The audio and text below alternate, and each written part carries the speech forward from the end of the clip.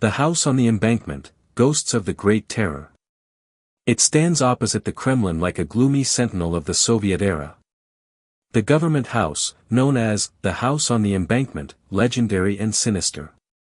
Behind its monumental walls lie stories of rise and fall, luxury and horror. The USSR's elite lived here, scientists, writers, military officers, party officials. But nearly 1,000 of them vanished into the grinding machinery of the Great Terror. This house has seen it all: lavish receptions, nighttime arrests, whispers in empty apartments. Built in 1931, the house on the Embankment, 2, Serafimovicha Street, was a symbol of the new life.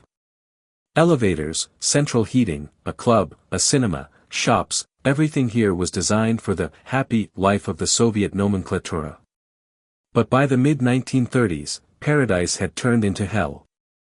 In 1937 to 1938, the wave of repression swept through this building. The NKVD came at night.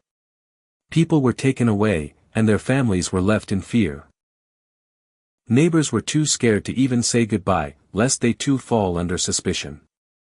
The apartments of enemies of the people were quickly reassigned to new residents.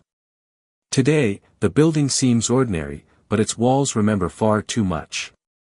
Apartment number 262 was home to Marshal Tukhachevsky, arrested and executed in 1937. Apartment number 11 belonged to writer Alexander Voronsky, who disappeared into the labor camps. Apartment number 358 housed the family of a purged pilot. A child's drawing still remains on the wall. They say that personal belongings of the arrested are still found in the basement. And sometimes, footsteps echo in the empty hallways. This is not just a building, it's a monument to an era where luxury coexisted with terror. The paradox: residents could dine in the club one evening and be gone by morning.